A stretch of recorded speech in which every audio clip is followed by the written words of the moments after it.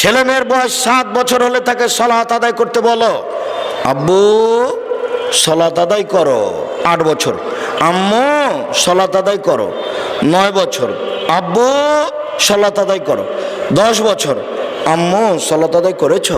জি না। দাঁত ভেঙে দেবো, দাঁত চামড়া তুলে দেবো। আগের নামাজ পড়, তারপরে কোনো কথা। এটা 10 বছরের বেটি। আর আবু বকর কত বছরের বেটিকে মেরেছেন? 16-18 হবে। জামাইয়ের সামনে নগদ একবারে, জামাই একবারে বেটির উরু রানের ওপরে জামাই মাথা দিয়ে শুয়ে আছে।